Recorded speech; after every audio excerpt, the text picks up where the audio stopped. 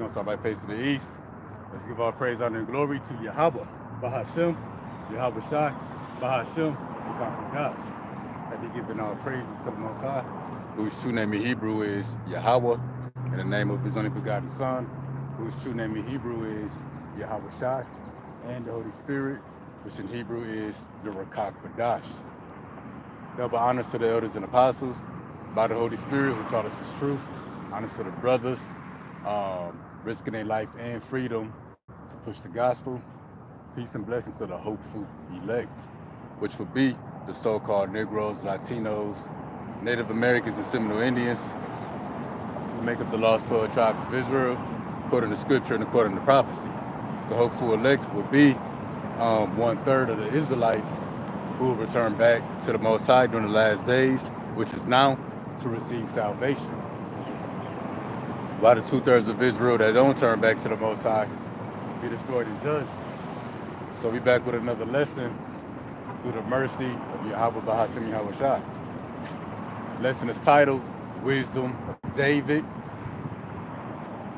aka the Book of Psalms, and we're gonna be in chapter 52. You know, David wrote most of the Psalms, but David wasn't just writing and freestyling on a piece of paper. You know, you speaking of a lot of stuff that was going on in his life, but that was all prophecy for the house of David and the people of Israel in the last days. Hey, so Psalms is prophecy. David was a prophet.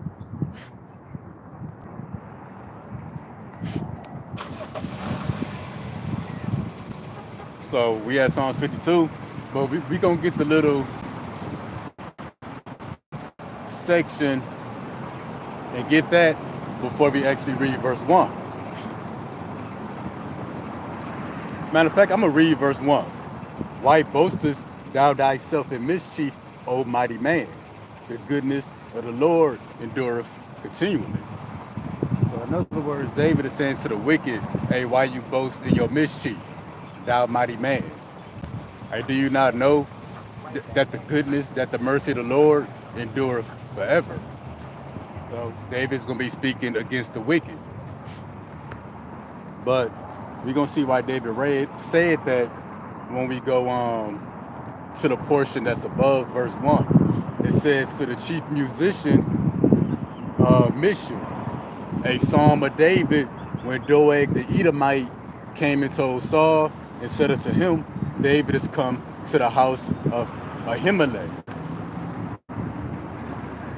So yeah, I'm gonna read that part again. A psalm of David, when Doeg the Edomite came and told Saul and said unto him, David is come to the house of Ahimelech. And Doeg was an Edomite, so-called white man today. Hey, so this is against Esau Edom. Not just Doeg back then, hey, but Doeg will probably be back today to receive judgment. Hey, but this is against Doeg today and really just against the house of Esau in general. But what did Doeg do? He told Saul that David went to see Ahimelech. So pretty much what Doeg was trying to do, with his tongue, he was devising mischief. And what he really wanted to do was help Saul get David killed and get the priest of the Lord killed. But we're gonna get into that. So we're gonna start there in 1 Samuel 22, verses 4 through 8. We're gonna get some of this backstory. And just some of that backstory, David went to a priest of the Lord in the city of Nob to get some food, to get a sword, and to be on his way. Because David was living as a pilgrim because he was running from Saul. And then when David saw Doeg the Edomite, which is one of Saul's top servants, David was in fear because he knew Doeg would tell Saul, like, yo, David is here, so David fled. So David went to Ahimelech, but because of Saul, he fled in fear. And what we gonna get in 1 Samuel 22 and 4 is gonna get the events that followed that. It says, he brought, hold on.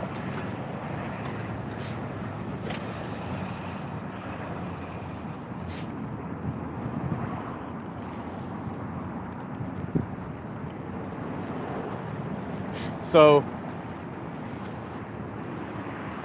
we're going to get verse 4. And he brought them before the king of Moab, and they dwelt with him all the while that David was in a hold. And so David, his parents, some other men, they lived with the king of Moab for a minute. And the prophet Gad said unto David, abide not in the hold, depart and get thee into the land of Judah. Then David departed and came into the forest of Hereth. When Saul heard that David was discovered and the men that were with him, now Saul abode in Gibeah, under a tree in Ramah, having his spear in his hand, and all his servants were standing about him. So Saul had got the news that they found David, who was running from Saul. Then Saul said unto his servants that stood about him, hear now, ye Benjamites, will the son of Jesse give every one of you fields and vineyards, and make you all captains of thousands and captains of hundreds? That all of you have conspired against me, and there is none that sheweth me that my son have made a league with the son of Jesse. And there is none of you that is sorry for me, or sheweth unto me that my son hath stirred up my servant against me to lie in wait, as at this day. So Saul was accusing his men, his servants, his bodyguards, the men of Benjamin, like, yo, y'all conspired against me. Y'all didn't tell me that David made a covenant, I think with Jonathan. I think that was Saul's son. And Saul's son Jonathan loved David.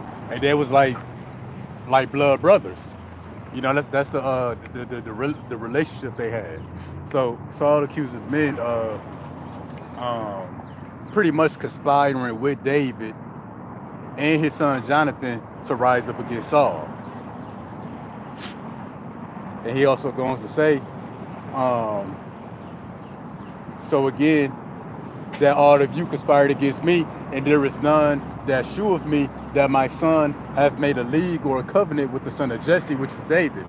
And there is none of you that is sorry for me, or sheweth unto me that my son hath stirred up my servant against me and lie in wait at this day. And then in verse 7, pretty much Saul thought that David had bribed the servants of Saul. Like, hey, if y'all conspire with me against Saul, I make you captains of my army. Because David had a growing army as well. That's why verse 7 said, Saul said unto his servants that stood about him, ye Benjamin, with the son of Jesse, give every one of you fields and vineyards, and make you all captains of thousands and fifties. Or excuse me, he was pretty much telling his servants, can David do this for you? You conspiring with him, but can he do this for you? Can he do what I can do? Because under Saul, they had fields, vineyards, they were captains of thousands and hundreds, etc. So, summary, Saul accused his servants of conspiring with David to rise up against Saul. But we gonna get this in the book of Sirach, chapter 23, verse 4. But see, what was going on with Saul is that the Lord had put an evil spirit on him. That's why he was trying to kill David. So he had an evil spirit on him. He was suffering from paranoia, anxiety. But we gonna get this. This is Psalms 23 and 4.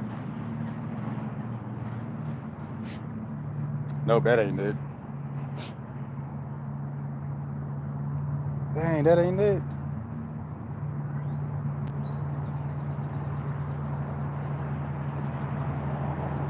Hold on, real quick.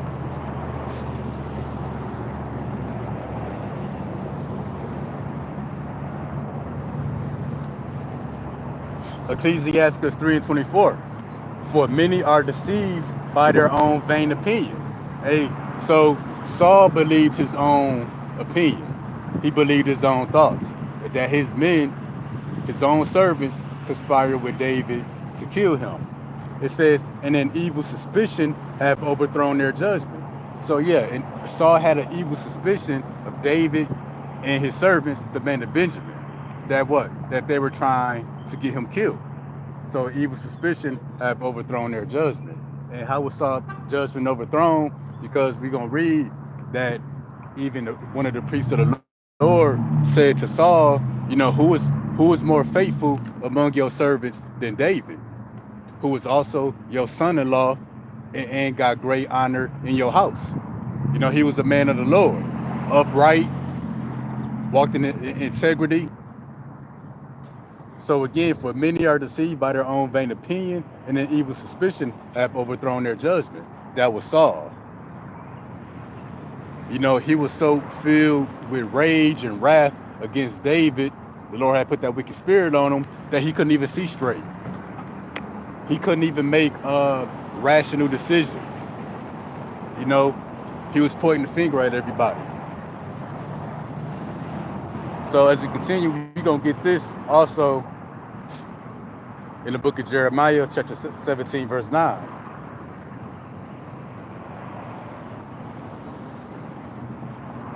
Jeremiah 17 and 9. The heart is deceitful above all things.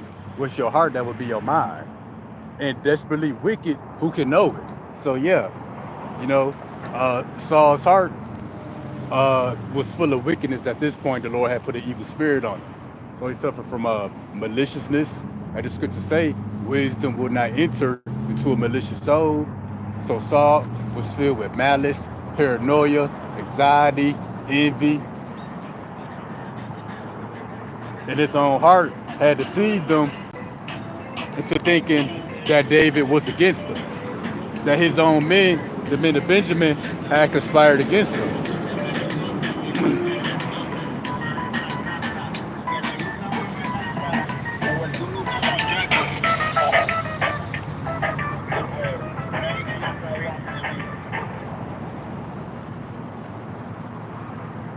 So we're going to pick up where we left off in the book of 1 Samuel 22. So again, Saul had told his servants, you men of Benjamin, can David give you fields, vineyards, and make you captives? Goes on to say, hey, why have you conspired with David against me?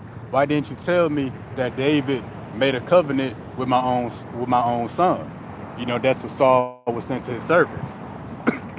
So picking up in verse 9, it goes on to say, then answered Doeg the Edomite, which was set over the servants of Saul, and said, I saw the son of Jesse coming to Nob, to Ahimelech the son of Ahitub. Ahitub, okay. So yeah, you know, after Saul accused his servants of conspiring with David to rise up against him, here come Doeg the Edomite, lying. So again, then answered Doeg the Edomite, which was set over the servants of Saul. So this guy Doeg, you know, had great rank. It said that he was over the servants of Saul. So Doeg the Edomite was one of Saul's most trusted men. He was the top servant. And then when you read in 1 Samuel 21, it tells you that he was his chief herdsman. So Saul had rank and was honored by Saul. But you see, he was lying. So again, then answered Doeg the Edomite, which was set over the servants of Saul, and said, I saw the son of Jesse coming to Nob, to Ahimelech, the son of Ahitub. So what we pretty much gonna get is that Doeg was lying. So he did see David at Nob. He did see David go to the priest Ahimelech. But he told the truth about that, but he withheld information. And intentionally withholding information to change the narrative, hey, that's a form of lying. But he didn't tell Saul, yeah, I saw David, but he's not conspiring against you. He didn't tell Saul, yeah, I saw David, but David fled in fear because of Saul. He withheld that information. But we gonna get this real quick in the book of Sirach, chapter 10, verse 2. Because again, Saul was Doeg the Edomite was one of Saul's top servants. You know, and I'm gonna get this real quick. This is the book of Ecclesiasticus, chapter 10, verse 2. It says, as the judge of the people is himself, so are his officers. And what manner of a man the ruler of a city is, such are all they that dwell therein. But the focus is the top part. As the judge of the people is himself, so are his officers. So what manner of man the judge is, so are his officers. So what? Saul had an evil spirit on him. You know, he suffered from paranoia, envy. He hated David. But guess what? Saul was Doeg the Edomite was one of Saul's officers.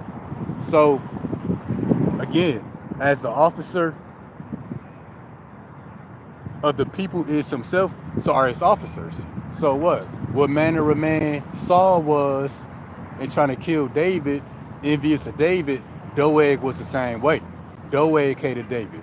Doeg was envious of David. Because what was they saying about David? Saul killed his thousands, David killed his tens of thousands. David had a great name and great honor in the house of Saul. He was King Saul's son-in-law. And so he had favor above King Saul, and David had favor and honor above Doeg the Edomite. So if Saul wanted David dead, you can assume that Doeg the Edomite wanted to kill David too. If Saul was jealous of David, you can assume that Doeg the Edomite was jealous of David too. And really, Edomites have always been that way. So even in another example, when you think about Mordecai and Haman in the book of Esther, Mordecai was an Israelite. And then what? Haman was an Edomite. And Haman had won over the favor of the king and received great honor by the king. And Haman hated that and tried to kill Mordecai. This is no case with Doeg the Edomite and David. You know, David was a man of the Lord. But we also gonna go here. So again, Sirach 10:2, as the judge of the people is himself, so are his officers. What manner of man the ruler of the city is, such are all they that dwell therein. So, you know, a wicked judge, a wicked king is going to set up wicked officers. That's why Saul had set up Doeg. And we're going to see in a minute that Doeg was wicked. So we're going to get this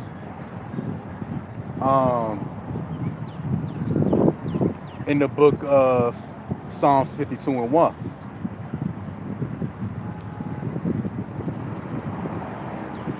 And we're going to talk about how these events apply today in the spirit. It was all foreshadowing what's happening now. Psalm 52:1. Oh, damn. Well, let me get that again. Psalm 52:1. Why boastest thou thyself in mischief, O mighty man? The goodness of the Lord endureth continually.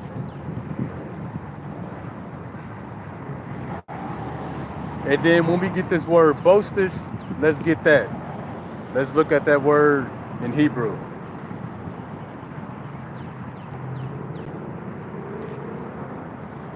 Why boastest thou thyself in mischief, O wicked man? Speaking of Doeg. But let's get this word.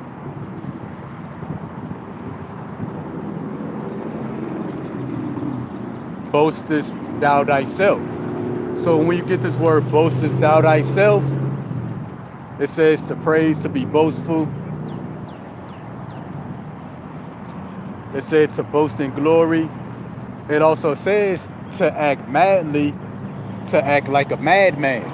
So to act madly, to act like a madman. It says to rage. And what does Psalms 2:1 say? Why do the heathen rage? Why do they imagine a vain thing? So back to Psalms 52:1. Speaking of Doeg the Edomite, why boastest thou thyself in mischief, O mighty man?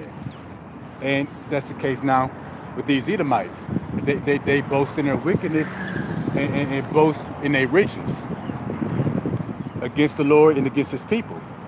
Why boastest thou thyself in mischief, O mighty man? And then when we get this word, boastest thou thyself, it says to act like a madman, to act madly, to rage. And when we get this, in the book of Second Ezra.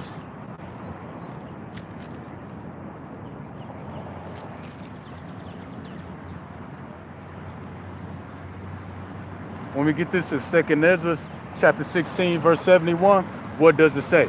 Because Esau is boasting himself right now. He's raging, acting like a madman right now, or he about to. Second Ezra 16 and 71.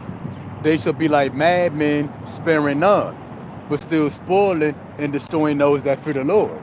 Who are they that fear the Lord? Well, it was Israel that was commanded to fear. In the time of Jacob's trouble, they're going to be trying to exterminate the house of Israel. You know, especially those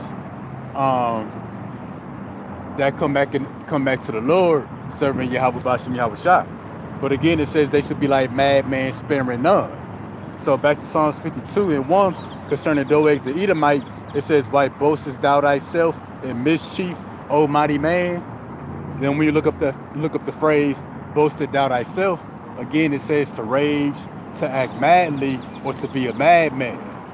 And we know to act madly or to be a madman, it means to kill, it means to slaughter, to spare none.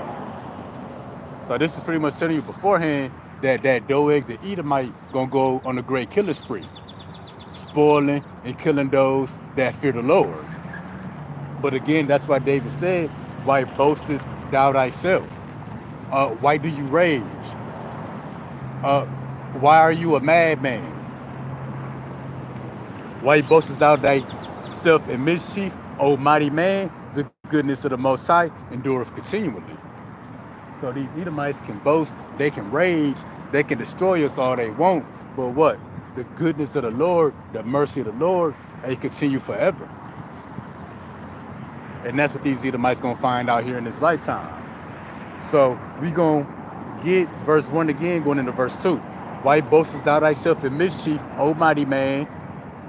Why do you rage? Why do you imagine a vain thing? Why do you want to destroy those that fear the Lord? The goodness of the Most High endureth continually. Thy tongue deviseth mischiefs, like a sharp razor working deceitfully. So thy tongue deviseth mischief. Let's get a couple of these words to really bring that scripture to life, because that's what Doeg was about to do. See, when Doeg started speaking to Saul, after Saul accused his servants of conspiring against him, well, as soon as Doeg started talking, his tongue, meaning the words of his mouth, was devised a mischief. Now let's get this word devise. It says to plan, to calculate, to imagine. What does Psalms 2 say? Why do the heathen imagine a vain thing? It says to calculate. So Doeg was being very calculated.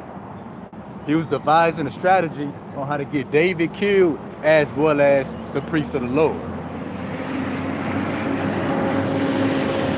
And when we get this word mischief, it says desire in the bad sense, figurative for destruction. Then we got 2 Ezra 16:71. They should be like madmen, sparing none, but destroying and spoiling those that fear the Lord. So what was the mischief in this sense? How he could destroy those that fear the Lord, being the priest that was in the city of Nob and David, which were also some of the top men in Israel. The priest always going to be at the top. Hey, but David, whom the Lord was raising up, hey, David was rising up in favor and in honor in the house of Saul, even rising above Saul amongst the people. So back to this word mischief, it also says mischievousness, wickedness, ruin, destruction. Back to Psalms 52:2. Thy tongue deviseth mischiefs. Yeah, with their tongue, they devise destruction, ruin. These devils come up with ways to completely kill, to exterminate those that fear the Lord. That's what Doeg was about to do. Like a sharp razor. And when something is sharp, it's effective. Like a knife. If a knife is dull, it's not going to cut. It's going to have no effect. But these Edomites, the words they speak, is like a sharp razor. It says working deceitfully. So they skilled in devise of wickedness with the tongue. So again, matter of fact, let's read that in NLT as well. It says, all day long you plot destruction. Your tongue cuts like a sharp razor. You're an expert at telling lies. So that's why it says their tongue is like a razor. It's effective. Scriptures say they're expert at telling lies. So now we're going to go back to the book of 1 Samuel 22, and we're going to get verse 9 again. We're going to see that Doeg is an expert at telling lies, and that with his tongue, he was devising mischief to spoil you and to destroy those that fear the Lord. So this is 1 Samuel chapter 22. We're going to get verse 9. Matter of fact, let me get verse 8. This is how it all together. Verse 7. We're going to get through it quick. Then Saul said unto his servants that stood about him, hear now ye Benjamites, will the son of Jesse give every one of you fields and vineyards, and make you all captains of thousands and captains of hundreds? So telling his people, okay, you obviously working with David, but can David give you what I'm going to give you? Can David reward you more than me? It says that all of you have conspired against me, that there is none that sheweth me that my son hath made a league or a covenant with the son of Jesse. And there is none of you that is sorry for me, or sheweth unto me that my son hath stirred up my servant against me to lie in wait as at this day. So he's again accusing his men of Benjamin and David and conspiring to get him killed, to get Saul killed. Then answered Doeg the Edomite, the damn devil, which was set over the servants of Saul. So again, he was one of Saul's top servants. He had rank. But let's continue. Then answered Doeg the Edomite, which is the devil, which was set over the servants of Saul, and said, I saw the son of Jesse coming to Nob, to Ahimelech, the son of Ahitub. It says, and he inquired of the Lord for him, and gave him victuals, which is food, and gave him the sword of Goliath, the Philistine. You see how Doeg just lied. And we're going to show how he lied. But see, he intentionally withheld information to change the narrative in his favor. To further stir up the wrath of King Saul against David, to get him killed, and against the priest of the Lord. He's trying to get the priest of the Lord killed too. Read that again, and then we're going to show what really happened. Then answered Doeg the Edomite, which was set over the servants of Saul, and said, I saw the son of Jesse coming to Nob, to Ahimelech, which was the priest, the son of Ahitub. And he inquired of the Lord for him, gave him victuals, and gave him the sword of Goliath, the Philistine. See that? You know, told Saul that he got the sword of Goliath. And that brought back memories. Like, dang, David killed Goliath. He got Goliath's sword. So surely David is out to kill me. That's what Saul was thinking at that point. But let's show how Doeg withheld information to pretty much lie. So we're going to go back a chapter to 1 Samuel chapter 21. But we're going to go straight to the point. We're going to get verse 7 and verse 10 to see what actually happened. Now,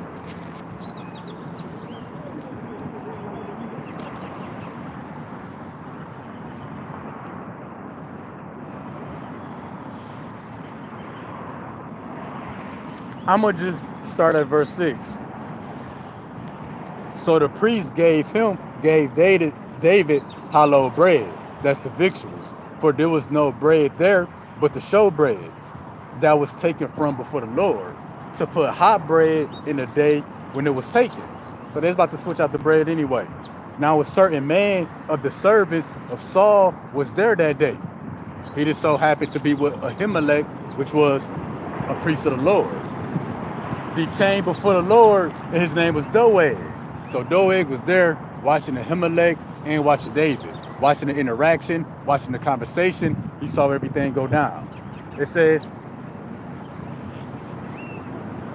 Doeg and Edomite, the chiefest of the herdmen that belonged to Saul. So David was the chiefest. He was the top of all of the herdsmen that belonged to Saul. That's how we read, Doeg the Edomite, who was over the servants of Saul. It says, and David said unto Ahimelech, matter of fact, we're going to go straight to verse 10.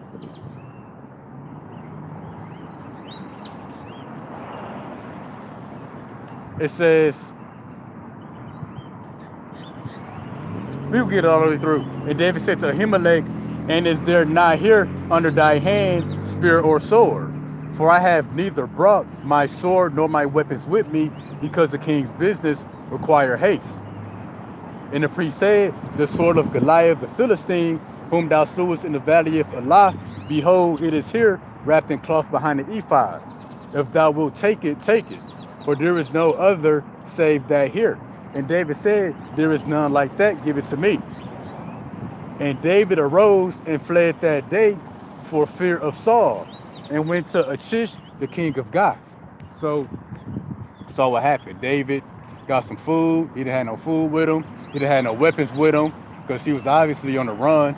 He was living as a pyramid, so he needed protection. He got some protection. He didn't choose to take the sword of Goliath. It was just the only thing there. And then, what did it say in verse 10? David arose and fled that day for fear of Saul. Now, when we fast forward and go back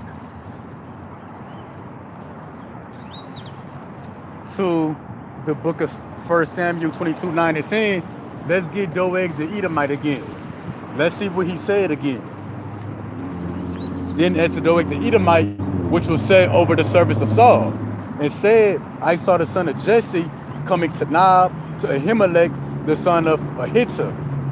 And he inquired of the Lord for him, for David, and gave him victuals, that's the food, and gave him the sword of Goliath, the Philistine. But he didn't tell Saul, yo, I saw David, but David didn't have no food. He didn't have no protection. Not only that, David fled because of King Saul. So David was in fear because of King Saul, because he knew King Saul was trying to kill him. So no, David wasn't conspiring against King Saul. It was the opposite. Saul was conspiring against David the whole time. And guess who else was with him? Doeg the Edomite. He was secretly conspiring to get David killed as well. Because remember Sirach 10 and 2. As the judge of the people, so are his officers. So if the judge is wicked and corrupt, if the ruler is wicked and corrupt, so are his officers. A wicked ruler is going to set up wicked, corrupt officers. That's how Doeg the Edomite got set up. But again, withheld information to stir up the wrath of Saul against David. To not only get David killed, but to get the priests of the Lord killed. Now we're going to get this in the book of Proverbs 6 and 16.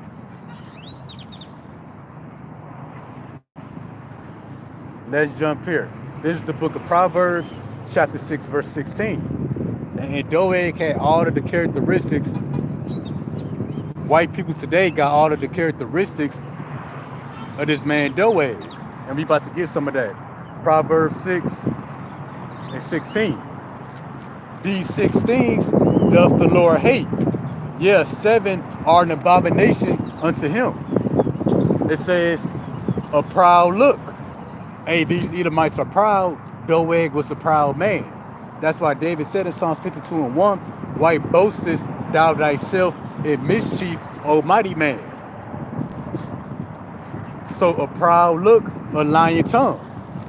A Doeg withheld information to make the priests and to make David both look guilty in trying to kill Saul. So again, these 16 doth the Lord hate. Yes, 7 are an abomination unto him. A proud look, a lying tongue, and hands that shed innocent blood. Because we about to get, Doeg go on the killing spree, destroying the priests of the Lord, destroying all the priests and destroying their families, and the women and children. A heart that deviseth wicked imaginations. And that's why Psalms 52:2 says, thy tongue deviseth mischief, like a sharp razor working deceitfully. So yeah, a heart that deviseth wicked imaginations. In his heart, Doeg was imagining coming up with a strategy to get the priest of the Lord and to get David killed. It says, feet that be swift in running to mischief. But we're going to see that Doeg was quick to go kill the priest of the Lord once Saul gave him the order. A false witness that speak of lies. So yeah, Doeg was a witness when he saw, David in the city of Nob with Ahimelech, but he lied about what happened. It says, and he that soweth discord among brethren. So Doeg sowed discord or tension, hatred between Saul and David. David never did hate Saul, but always honored him. But Doeg sowed discord between brethren, and because Saul and David, they was brothers. Not blood brothers, but of the same people. Read that all the way through without me interrupting. These 16 doth the Lord hate, 7 are an abomination unto him. A proud look, a lying tongue, and hands that shed innocent blood, a heart that deviseth wicked imaginations, feet that be swift in running to mischief, a false witness that speak of lies, and he that soweth discord among brethren. Doeg the Edomite was guilty of all of that. Esau, Edom, the white man today, they guilty of all of that. All of the characteristics of a man that the Lord hates, hey, Esau, the white man, got every single one of them. They're an abomination unto the Lord. That's why the Lord said, I hated Esau. That hasn't changed. Now we're going to get this. This is Psalms 52, chapter 3, verse 4. Thou lovest evil more than good, and lying rather to speak righteousness. Thou lovest all devouring words, O thou deceitful tongue. That's speaking of Doeg, but it's also speaking of Esau, Edom, the white man today. Now we're going to get into some of that. We're going to get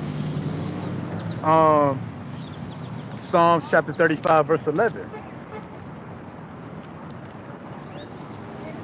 And we're going to show how a lot of what David was saying, a lot of what Doeg was doing, and it's happening today, just on a bigger scale.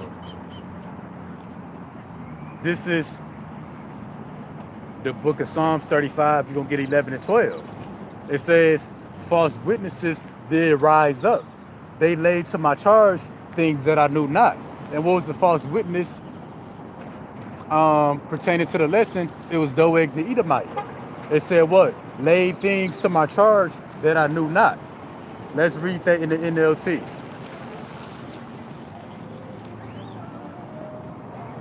Psalm 35 and 11 NLT. Malicious witnesses testify against me. They accuse me of crimes I know nothing about. So Doeg the Edomite was pretty much implying that, yeah, I saw David. He got his food. He got his sword. He went and spoke with the Lord. So Doeg the Edomite was pretty much implying, like, yeah, David is trying to get you killed, King Saul. That's what Doeg the Edomite was implying, that David was trying to kill Saul. Verse 12, they rewarded me evil for good to the spoiling of my soul.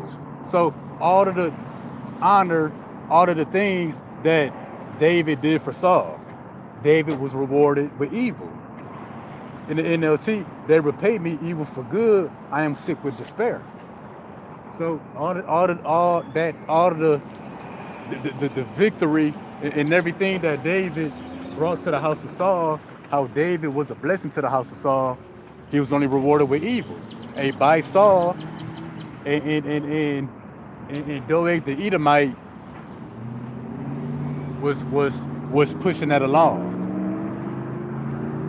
You know, he was encouraging Saul in his hatred and wanting to kill David. Going to even get a lot of the priests killed. So false witnesses did rise up. They laid things to my charge that I knew not. They rewarded me evil for good to the spoil of my soul. And that's even today. All kind of false witnesses going to testify against us and accuse us of things they be not guilty of. So, hey, they going to call us terrorists. They going to accuse us of treason. And we going to be guilty of none of that. But that's how that applies today. But we also going to jump to the book of 2nd Ezra, chapter 16, verse 70. It says, for there shall be in every place and in the next cities a great insurrection upon those that fear the Lord. A great insurrection is a rising up. And in 1 Samuel chapter 22, there was a great insurrection against those that fear the Lord. And who would that be? That would have been the priest that was at Nob, where David had been. For there shall be in every place and in the next cities a great insurrection upon those that fear the Lord. And we're going to get some of those events. And with that same great insurrection, how Doeg went to the city of Nob and killed the priests of the Lord and killed their women and children, and that's going to take place here in America. It's going to be a great insurrection upon us. Upon all of Israel, but especially those that fear the name Yahweh Bashim Yahweh Shah. Let's go see what's going to be the great result of that great insurrection. For this to be in every place, and in the next city, a great insurrection upon those that fear the Lord. They shall be like madmen, sparing none, killing old, young, women, men, and little children, but still spoiling and destroying those that fear the Lord. So a great insurrection on a massive level, on the global level, it's going to be against the house of Israel, mainly here in America. Hey, but that same great insurrection, and many great insurrections, is written throughout the scriptures. The great insurrection against the house of Israel in the book of Esther, a great insurrection against the house of Israel in the book of Exodus, under Pharaoh, king of Egypt, a great insurrection against the priests at the city of Nob in the book of Samuel. That's pretty much that crafty counsel in cutting off Israel. But and what's the reason for this great insurrection? What's the reason the priests in the city of Nob got destroyed? What's the reason that 2/3 of our people gonna be destroyed? Well, of course, you know, bigger picture is prophecy. But how it's playing out on the earth, Esau is devised the mischief with his tongue. Back to Psalms 52:3. Thou lovest evil more than good, and lying rather than to speak righteousness. Thou lovest all devouring words, O thou deceitful tongue. So Esau the white man gonna accuse those that fear the Lord and really just accuse Israel of all kind of crimes. Say we trespassing, we gonna be the next immigrants. If they take away our birthright citizenship, they'll accuse us of treason, terrorism. With their AI and deep fakes, they can edit a video and put our face on it and say, look what we did. That's a tongue that devises mischief. But now we gonna get the book of Wisdom of Solomon, chapter 1, verse 8. It's a penalty, a recompense for devising mischief with the tongue. This is Wisdom of Solomon 1 and 8. So if they didn't accuse us of all manner of evil, after the great insurrection, when they try to come kill us off, hey, they got to pay for that. That's why Wisdom of Solomon 1 and 8. Wherefore, he that speaketh unrighteous things cannot be hid. Neither shall vengeance, when it punisheth, pass by him. So yeah, when the vengeance of the Lord come, he who spoke unrighteous things, they got to pay for it. Back to Psalms 52:3. Thou lovest evil more than good, and lying rather than to speak righteousness. That's why they say thou lovest evil more than good. And what's the evil versus the good? Them lying versus speaking truthfully. Because if Doeg would have spoke truthfully, He would have told Saul, hey, David not trying to kill you. You tripping.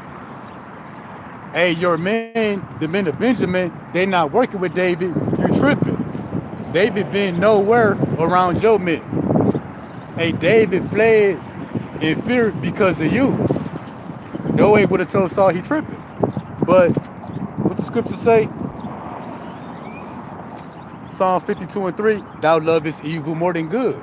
A lying tongue, proud look, sowing discord among brethren, feet that swift into running into mischief, hands that shed innocent blood. Hey, Doeg about to do all of that. Edomites about to do all of that again today, and they already doing it. They just ain't they already shedding our blood, but they about to shed our blood on a massive level. They about to deplete the population of the house of Israel by 2/3. So when we come back to the book of 1 Samuel, chapter 22, we're going to get 9 through 17. Just to tie it all together. Then answered Doeg the Edomite, which was set over the service of Saul, and said, I saw the son of Jesse coming to Nob, to Ahimelech, the son of Ahitub. He inquired of the Lord for him, gave him victuals, and gave him the sword of Goliath the Philistine. Never once told what really happened, that David was on a run and David was not trying to kill him, but David was in fear. And what David was doing was, what King Saul was doing to David was projecting his wickedness on the King David. A lot of that go on in Israel today. Esau, Edom, the white man, they do that today. And we're going to get verse 11. Then the king sent to call Ahimelech, the priest, the son of Ahitub, and all his father's house, the priests that were in Nob. And they came all of them to the king. So Saul had an assembly with the priests that were at Nob, that had seen David. It says, and Saul said, hear now, thou son of Hittim. He answered, here I am, my lord. Saul said to him, why have you conspired against me? Thou and the son of Jesse, and thou hast given him bread and a sword, and hast inquired of the Lord for him, that he shall rise up against me and lie in wait as at this day. And see, Doeg was there the whole time. Hey, Doeg could have straightened the situation out at any given moment, but he didn't. He let the wrath of King Saul be stirred up against David and against the priest that was at Nob. Why? Because Doeg secretly wanted to get David and the priest at Nob, he wanted to get them killed. So everything is working in the favor of Doeg at this point. And Ahimelech answered the king and said, who is so faithful among thy servants as David? So Ahimelech said, Saul, you tripping. Who more faithful among your men than David? Who's been a blessing to your house like David, which is the king's son-in-law? Not only that, he's your son-in-law and you his father-in-law. David married one of the daughters of Saul and goeth at thy bidding. So anything that Saul wanted to be done, hey, David was the man to get it done. He did everything King Saul wanted, even while King Saul was trying to get David killed. An honorable and dying house. Read it all the way through. Who is so faithful among all thy servants as David, which is the king's son-in-law, and goeth at thy bidding in his honorable and dying house? Did I then begin to inquire of God for him? So he inquired of the Lord for David because he didn't see nothing wrong with it. David was a very upright man who walked in the ways of the Lord. And not only that, he was in good favor with the house of Saul. It said, let not the king impute anything unto his servant, nor to all the house of my father. For thy servant knew nothing of all this, less or more. So Ahimelech is telling, Saul, hey, don't accuse us of conspiring to get you killed. Not me, not my house. We know nothing about what you speak of. but that was all Doeg the Edomite's fault. So you see how dangerous a lying tongue can be. A lying tongue can get entire families destroyed. It says, and the king who was Saul said, thou shalt surely die. Ahimelech, thou and all thy father's house. Yeah, you need back a call? It'd be quick? Yeah, hold on real quick.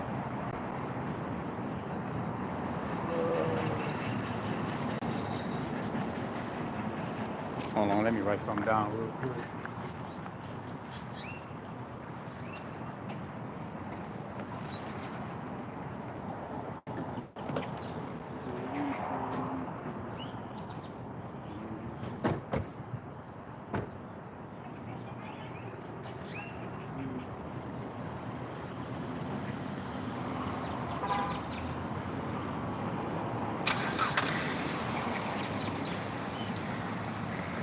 Write down my notes real quick. 18, 22.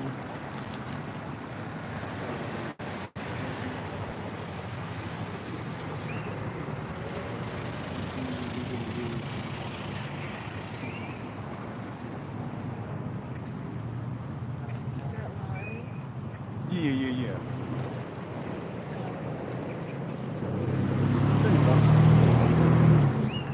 If you don't mind. So, both of us speaking, we don't interrupt each other. You mind coming over here? Yeah. All right, Hey, Shalom. Hey, to the brother Iwanathan Bakar, to daughter Yahweh, brother Kalab, brother Yahweh, brother Kabag Shana, and to the brother Sagalah, Yahweh Bashim y'all. So, where was we at? Let me turn to 1 Samuel real quick.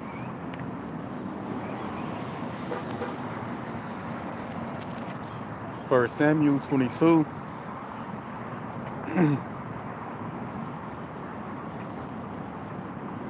That's 2 Samuel.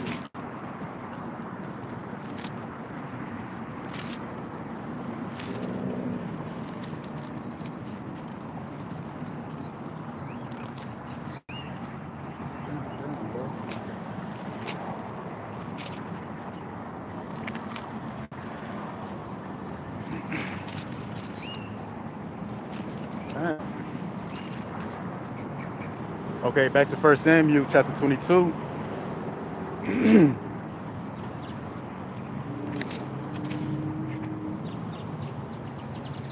Here's at 16. The king said, thou shalt surely die, Ahimelech, thou and all thy father's house. So because of Doeg the Edomite, who had a lying tongue, who devised mischief with his tongue to try to conspire to get David and the priests of the Lord killed, well, it was starting to play out. Saul had told Ahimelech that you and your father's house gonna die. Verse 17, the king said unto the footmen that stood about him, turn and slay the priests of the Lord. Hey, can y'all come get me some Dollar General? And who was the footman? That would be the man of Benjamin, whom Saul had accused of working with King David to rise up against himself. So again, Saul instructed the man of Benjamin to slay the priests. So turn and slay the priests of the Lord, because their hand also is with David. And because they knew when he fled and did not show it to me. But the servants of the king would not put forth their hand to fall upon the priests of the Lord. So they knew that putting your hand on the priests of the Lord, you all good? All right, bet. So they knew putting your hands on the priest of the Lord, it was strictly forbidden. That would bring the worst kind of judgment on you in your house. So again, Saul said to the footmen about him, turn and slay the priests of the Lord, because their hand also is with David. And because they knew when he fled and did not show it to me. But the servants of the king would not put forth their hand to fall upon the priests of the Lord. That's a no-no. So Saul knew better. But again, he had a wicked spirit on him. But guess who had the same wicked spirit? Doeg the Edomite. So now, let's see how this about to play out.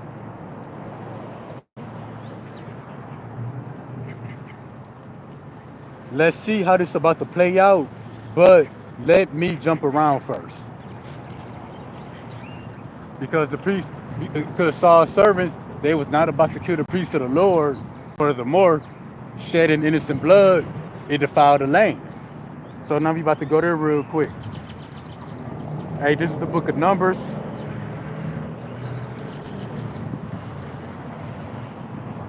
This is 35 and 33. So ye shall not pollute the land wherein ye are, for blood it defileth the land. So shedding innocent blood, it defiles the land. So if Saul would have killed the servants of the Lord, not only would they have innocent blood on their hands, they would have the blood of the priests on their hands. And then the land would be polluted. It says, and the land cannot be cleansed of the blood that is shed therein, but by the blood of him that shed it. So Saul's servants understood, if we shed innocent blood, hey, eventually our blood gonna be shed. Not only that, hey, you don't dare touch a priest of the Lord. And the scriptures that say, touch not my anointed and do my priest no harm. Hey, and that still stands today. Now, when we come back to the book of 1 Samuel, chapter 22, we gonna get what played out. Since the servants of Saul refused to slay the priest of the Lord. You know, if you can't get nobody to do a dirty job, and there's an Edomite out there willing to do it. It says, and the king said to, let me get verse 17 again. The king said unto the footmen that stood about him, turn and slay the priests of the Lord, because their hand also is with David, and because they knew when he fled and did not show it to me.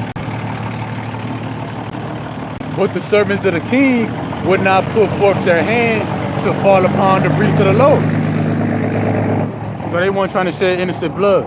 Verse 18, and then the king said to Doeg, which is the Edomite, the so-called white man, turned out and fall upon the priests.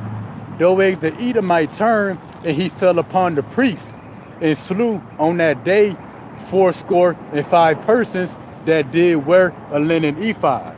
So Doeg the Edomite, which is a white man, he killed 85 priests of the Lord. So he went on a great killing spree, killing the priests of the Lord. And why do you think he was so quick to do it? Because that's all he was trying to do anyway. You know, that's always been their agenda, to spoil you and to destroy those that fear the Lord. And they're gonna do it again today. And what's that gonna be? That's gonna be the 2/3 of the house of Israel getting destroyed. And some of the sincere believers. That's what Haman tried to do to Mordecai and the Jews in the book of Esther. So we see that because of a lying tongue, because of Doeg lying by intentionally withholding information, entire families got killed. But it don't stop there. And Nob, the city of the priests, smote he with the edge of the sword, both men and women, children and sucklings, which were babies, oxen, asses, sheep, with the edge of the sword. So after he killed the 85 priests that was assembled, that was called by King Saul, he went to the city of priests. He went to the city of Nob and killed up everybody. Men, old, women, children, babies. So Doeg the Edomite, he killed an entire city. But back to the book of Proverbs 6 and 17. Let's get all of that all the way through. Proverbs 6 and 17. Verse 16 again. These 16 does the Lord hate. 7 are an abomination unto him. A proud look, a lying tongue, hands that shed innocent blood. Now Doeg had shed innocent blood that day. Not only was it 85 priests, but a whole city. It says, a heart that deviseth wicked imaginations. And what did Doeg imagine in his heart? How to get David killed, how to get the priests of the Lord killed. It says, feet that be swift and running to mischief. So when Saul gave Doeg the Edomite the order to slay the priests of the Lord, Doeg did it without hesitation. And then it didn't stop there. His pink feet was quick to go to the city of Nob to kill the remaining priests and to destroy entire families. A false witness that speak of lies. Doeg was a witness, but he was a false witness because he spoke lies. He didn't speak truthfully. But that's why Psalm 52:3, it say, thou lovest evil more than good, and lying rather than to speak righteousness. All he had to do was tell what happened. And it says what? He that soweth discord among brethren. So Doeg was furthering the tension that was between the house of David and the house of Saul.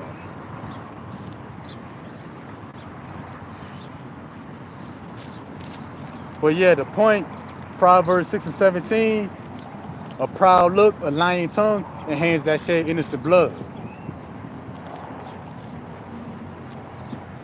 Now we're going to go to Psalms 52:5-6.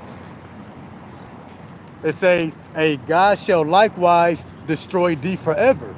He shall take thee away and pluck thee out of thy dwelling place, and root thee out the land of the living. The righteous also shall see and fear, and shall laugh at him. So it said the Lord shall destroy thee forever. Well, Doeg was killed, I believe, when you continue reading. I don't think it mentioned him by name, but it speaks of an Amalekite, which is also an Edomite, being killed by David because he killed Saul. But that's past the point. But it says the Most High shall destroy thee forever. So Doeg already died. So how does the Lord destroy somebody forever that's already dead? Because for Doeg to shed innocent blood like that, hey, of course, you know, Doeg fell by the sword too. He had to. But it said the Lord will destroy thee forever.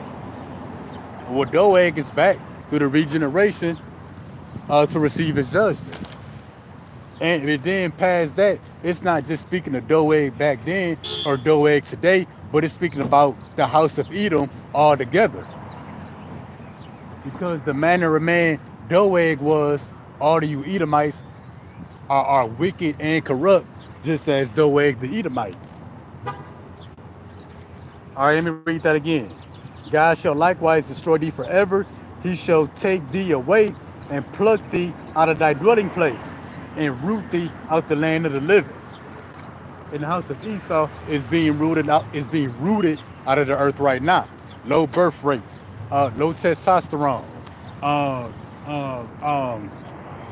fertility issues, the sun killing them, the earth rising up against them, the animals fed up with them.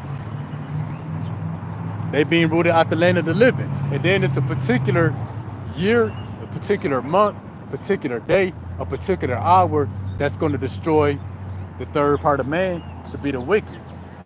And that would be the nuclear destruction. Now we're going to get this, because remember, it said the Lord shall destroy thee forever, that they're going to be plucked out the land of the living. Now let's go to the book of Obadiah, because everything Doeg did in 1 Samuel 22, hey, Esau do that not just in one city, but on a global scale. Hey, every country, every city, Edomites are there lying and shedding innocent blood. And this is Obadiah 1:10.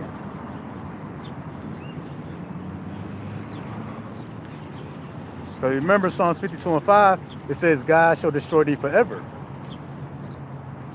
He shall take thee away and pluck thee out from thy dwelling place and root thee out of the land of the living. But they're going to be destroyed forever. Keep in mind, destroyed forever. Speaking about Doeg. But what sense is it to destroy one Edomite when you got many more Edomites roaming the earth? So this is Obadiah 1 and 10. For thy violence against thy brother Jacob. Who is Jacob's brother? You Edomites, so-called white man. For what Haman tried to do to the Jews in the book of Esther. For what Doeg did to the priests in the city of Nob. For what the so-called white man tried to do to us today. For thy violence against thy brother Jacob, shame shall cover thee. They covered in shame right now. And that's why the internet is the thing that's working most against him right now. A flood of information. Everything is on it. After the internet will probably be the camera. Because not only do we got words in the form of information, now we got visual proof. We can see every time y'all shoot us down. We can hear every time y'all speak something against us. For violence against thy brother Jacob, shame shall cover thee, and thou shalt be cut off forever. See that? That's why Psalms 52 and 5, it says, God shall likewise destroy thee forever. Why they gonna get destroyed forever? Because of the violence against his brother Jacob. Esau not finished. He about to come down with great wrath and destroy 2/3 of our people. Hey, hundreds of millions of Israelites about to die by the hands of the so-called white man.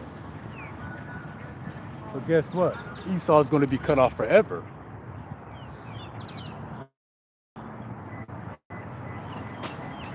But also, Psalms 52 and 6, the righteous also shall see and fear and shall laugh at them. So what? We're going to rejoice at the vengeance. Yep, we're going to rejoice at the vengeance. Matter of fact,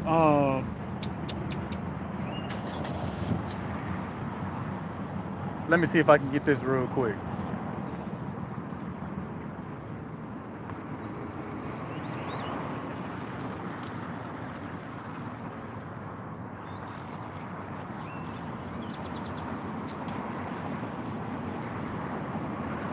Because again, it says, the righteous also shall see. You're going to see Esau, Edom the wicked, being cut off forever. But it said, the righteous shall see and fear and shall laugh at them. And we laughing right now. But that's why Ecclesiasticus 25 and 7 say this. And there be 9 things which I... God damn, bro.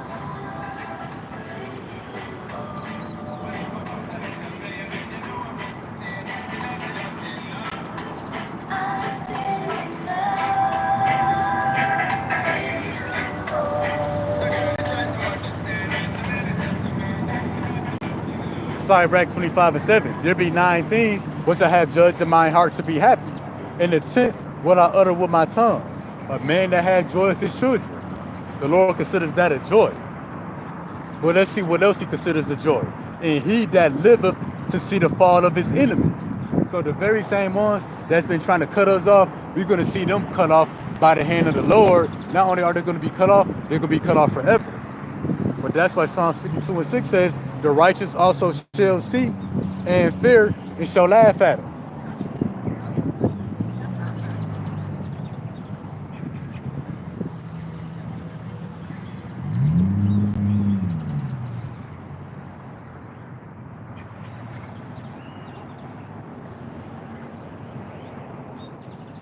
Now continuing on, we're going to go to the book of Proverbs, chapter 26, verse 7.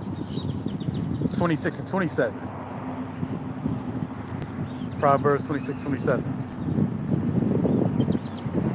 It says, whoso diggeth a pit shall fall therein. So what? Doeg the Edomite, he was digging a pit for the priests of the Lord and for David. But when you continue reading, hey, Doeg fell in that same pit that he dug. Yeah, he got the priests of the Lord killed. Hey, but Doeg got killed too. Because when you continue reading, it was actually David who killed Doeg.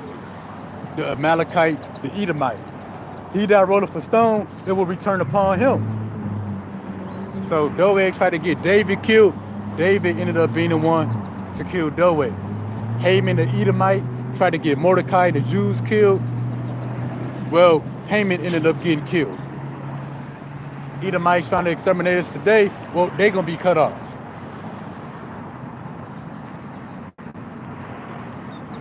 And what does it mean? Who diggeth a pit shall fall therein? In other words, that'd be Revelation 13:10.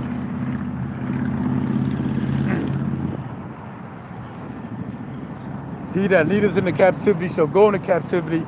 He that killeth with the sword must be killed with the sword. So that's the fate of the so-called white man. Here is the patience and the faith of the saints. So the true worshipers of the God in the Bible, they will want vengeance. If you don't want vengeance, you can't be a saint of the Lord. Because even the Lord said, the day of vengeance burneth in his heart. How you doing?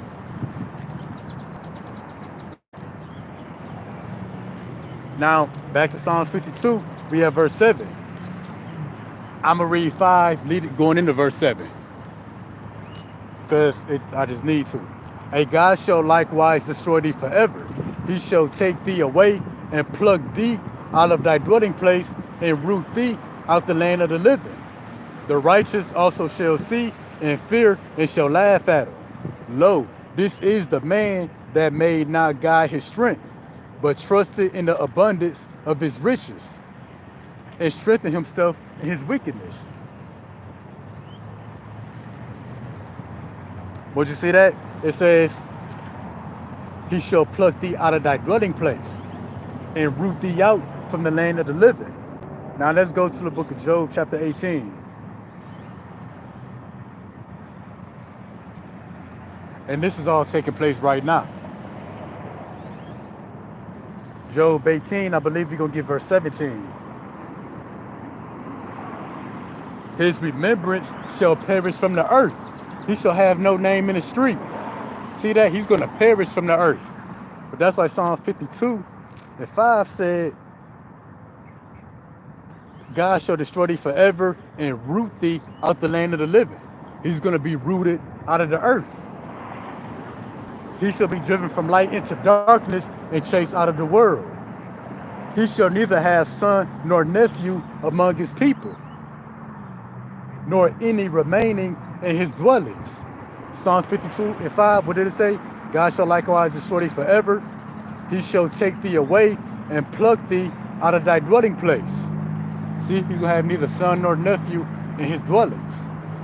And the man carry the seed. So if there's neither son nor nephew, hey, that nation of people, hey, they're going to die off. They're going to be extinct. So how Esau got the list of species that went extinct, Esau going to be on that list. It says, they that come after him shall be astonished at his day, as they that went before were affrighted. So we're going to rejoice at that day and be in fear of the Lord. It says, surely are the dwellings of the wicked. This is the place of him that knoweth not Yahweh Ba'ashem Yahweh Shah. So that's the heritage of the wicked, is to be destroyed forever. But that's why Psalms 52:7 said, this is the man that made not the Lord his strength. But what? But trusted in the abundance of his riches and strengthened himself in his wickedness. So strengthening himself in his wickedness, trusting in his riches, a man that knoweth not the Lord, he's going to be cut off forever. Read that again, Job 18:21. Surely such are the dwellings of the wicked. This is the place of him that knoweth not Yahweh Ba'ashem Yahweh Shah. And that's the fate of Esau Edom, the so-called white man. And pretty much that's the fate of him who have no fear of the Lord. Doeg showed no fear of the Lord, killing the priests, killing their families, shedding innocent blood. Esau the white man have no fear of the Lord. It's all over the earth and understood that we the Lord's people. Everybody know it now. But he's still going to come down with great wrath to try to exterminate us because he don't fear the Lord.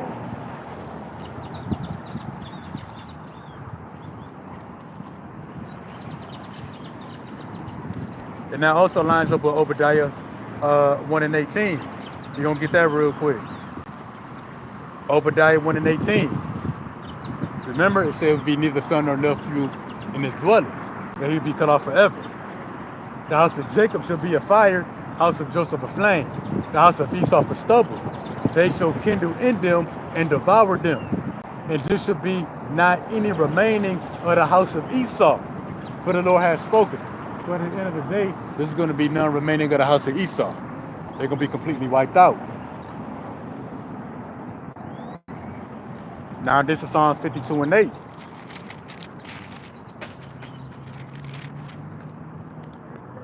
This is Psalms 50. Hey, shout out to everybody that's tuning in. You know, they watching the silence, and those that are tuning in after. Psalm 52 and 8. What David say, but I am like a green olive tree in the house of God. I trust in the mercy of God forever and ever. So David said, I'm like a green olive tree. But he's not speaking about himself. He's speaking about the house of David today. And when you go into that word green, it goes into flourishing. It goes into prospering. Because David is back today flourishing. The house of David is back today flourishing, prospering. That's why we come here to the book of Amos, chapter 9, verse 11. It's saying that day will I raise up the tabernacle with David that is fallen, and close up the breaches thereof. Not a literal tabernacle, but the people.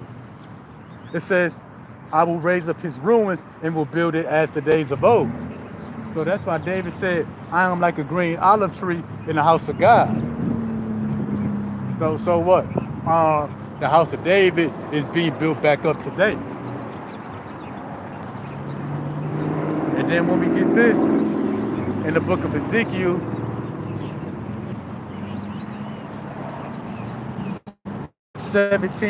verse 24, it say this.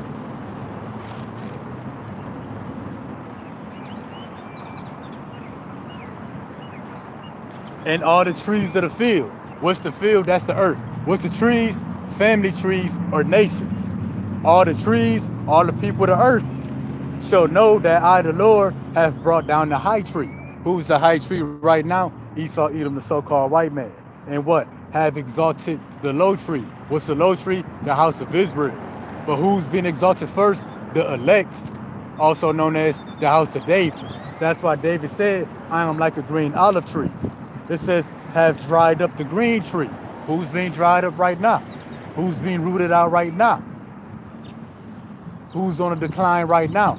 Esau, Edom, the so-called white man. It says, and have made the dry tree to flourish. So what? That dry tree, the house of Israel, the valley of dry bones, the tabernacle of David that is fallen, that lying ruins. That would be the house of David. They beginning to flourish. The dry bones back on their feet. Hey, the breath of life, which is the Holy Spirit, has entered back into them. So David, the house of David, is that green olive tree in the house of the Lord. And what? The house of David is growing stronger and stronger.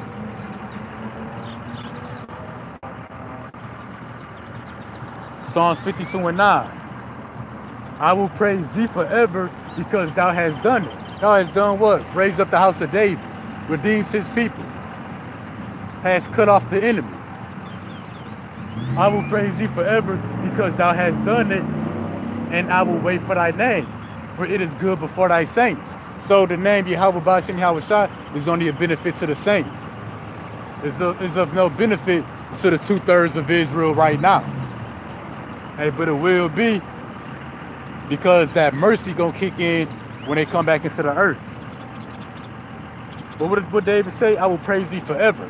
It ain't just David that's back praising the Lord forever, but the whole house of David, the elect, are back praising the names Yahweh B'Shem Yahweh Shai. And it says what? I will wait on thy name. And that's why when we get this, Isaiah 30 and 18, It says, what about those who wait? This is Isaiah 30 and 18. And therefore, will the Lord Yahweh Bashim Yahushai wait, that he may be gracious unto you. Therefore, he will be exalted, that he may have mercy upon you. For Yahweh Bashim Yahushai is the God of judgment. Blessed are all they that wait for him. Who's going to wait for him? The elect, the house of David. Well, what else did he say? I will praise thee forever because thou hast done it. In verse 8, but I am like a green tree in the house of God. So what places you in the house of the Lord when you got this understanding? How you doing? Did I speak to y'all a couple weeks ago, a couple months ago? It was at night. It was a while, but it was a couple months ago. I can't remember if it was y'all. It was some young ladies about y'all age. I never seen you before. Okay, maybe. How old are y'all? She's Okay. I ain't gonna keep y'all too long. Y'all believe in the Bible? If I ask y'all which one was Jesus, which one would y'all point to?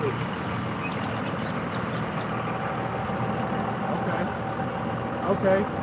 So I'm gonna show y'all what Jesus looked like, and I'm gonna show y'all that this is actually Jesus. You know, the Lord had his chosen people called the Israelites, called the Jews. We will be the Lord's chosen people. I'm gonna read that for y'all real quick. I'm gonna read y'all what the Lord looked like. Revelation. Y'all familiar with the book of Revelation, the last book in the Bible? It pretty much deals with the end of the world. In Revelation, the root word it means to reveal. So this is Revelation 1 and 12. And I turned to see the voice that spake with me. And being turned, I saw 7 golden candlesticks. And in the midst of the 7 golden candlesticks, one like unto the Son of Man, clothed with the garment down to the foot. So the Lord gonna have a garment down to the foot. This is what the Hebrews wore back in the day. So this telling you what the Lord gonna look like, so you don't be deceived. The Lord not coming back in jeans and a t-shirt. You're not coming back dressing like a pastor in a suit, coming with a garment down to the foot. It says, and girt about the paps with the golden girdle, got the golden belt. It says his heads and his hairs were white like wool. We look at this picture, which one got hair that's white and hair of wool? See? So wool, our hair would be like wool, like far as the texture. So that picture, hold on bro, I'm dealing with the young ladies right now. So the picture, So you love that man? hey bro, I'm dealing with the young ladies right now. I already did with you before. If you don't mind, hey, we chop it up another day, Okay. but keep it moving for now. Teach them. All right, so No. so it's telling you that the Lord who the world calls Jesus My friend. got white woolly hair. So I'm gonna read that again. His head and his hairs were white like wool, as white as snow. His eyes were the flame of fire. Now it says his feet like unto fine brass. It's telling you the color of his feet. Color your feet is the color of the rest of your body, right? His feet like unto fine brass. You know what color brass is? What color is it? Wait, what? Brass pretty much is like a brown color. But let's see how dark, huh? Light is brown, I would say, Well, if you Google search antique brass, oh, that's right. Yeah, antique brass is like the color of a penny. But I'm gonna read it all the way through. His feet like unto fine brass, as if they burned in the furnace. So the Lord was a really dark man. So his feet like fine brass that had burnt in the furnace. I'm gonna show you one more thing. I'm gonna have you read it for yourself though. So my phone kind of jacked up. Acts 13 and 1. Yeah. would this be the last one? It's gonna be 75 seconds. Because you know what they read it, if you don't mind, read it out loud. Because you know you how they call this? You know how they call this nigger, right? You know nigger is in the Bible. You know how they call you how white nations call us nigger. You know that word nigger is in the Bible. So we the people with the book. I read Read it. this page.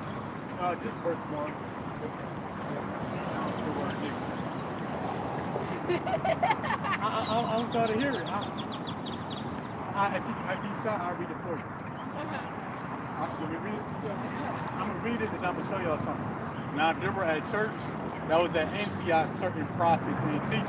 Who the prophets be? Are the men of the Lord. Jeremiah, David, Samuel, Isaiah, those are the prophets. The disciples, it goes on to say, prophets and teachers as Barnabas and Simeon. It said what? That was called nigger. But look, you see, it got one G, right? So somebody might say, they say Niger or Niger. But let's see what the source says. So when we go to that word that they may say Niger, see it on the present.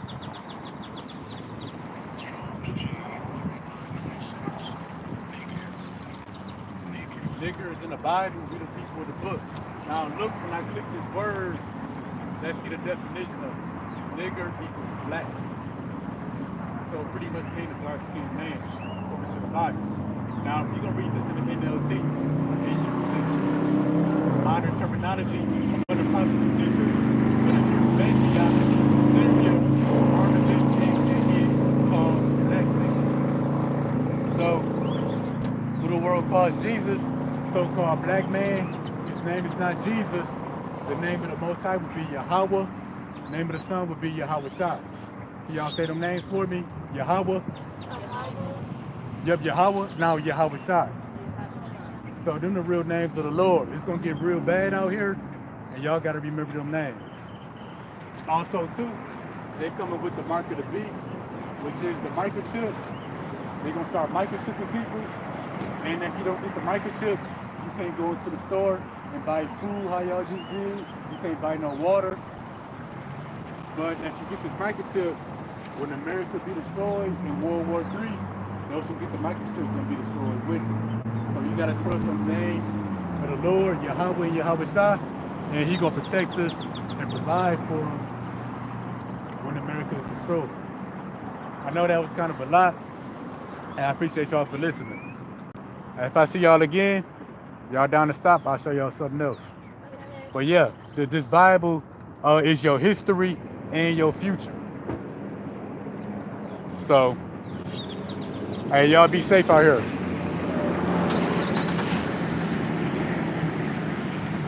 Man, that whack ass Hamite, about the whack ass bro, pissed me off.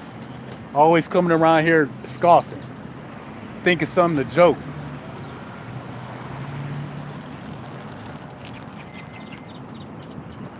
This is Psalms 52 and 9 as we finish up. 8 through 9, I am like a green olive tree in the house of God. I trust in the mercy of God forever and ever. See, the mercy of the God is forever and ever. But what is David concerned about the mercy of the Most High being forever and ever if David is a dead man? According to the wisdom of this word. Well, David in the house of David will be back today. To what? To come back into that mercy that endureth forever and ever.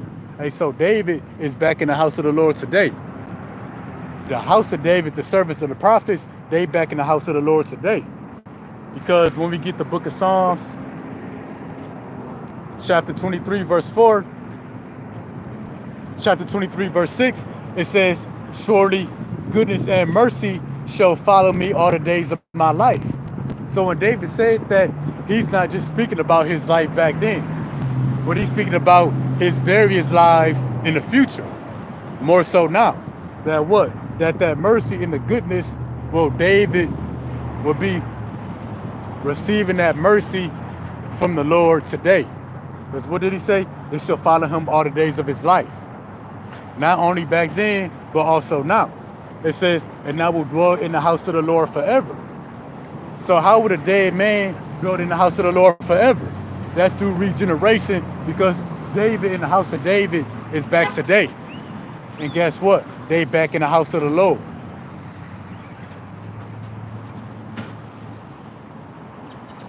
So, and it was something I thought I was gonna get. So that was Psalms 52. Um, titled it the lesson Wisdom of David 52. And in summary, when you read verse 1, how did David start off? Why boastest thou thyself in mischief, O mighty man? So speaking against the wicked who boasteth in his heart's desire to destroy those that fear the Lord, David goes on to say the goodness of the Lord endureth continually. So despite the wicked being mighty and in great power, the mercy of the Lord is going to kick in at some point. And then what? The wicked going to be cut off. Now, that was written when Doeg lied to King Saul to get David and the priest killed. And that would apply to you Edomites today. But Doeg was cut off. House of Esau going to be cut off today, here in his lifetime. Hey, shalom to my brother, Zakar Rabban. Yahweh Ba Shimon outside, Barakazam y'all. Hey, we going to face the East and close out. Let's give all praise, honor, and glory to Yahweh, Bahashem, Yahweh Shah, Bahashem, Bakakwadash. Hey, till next time, shalom.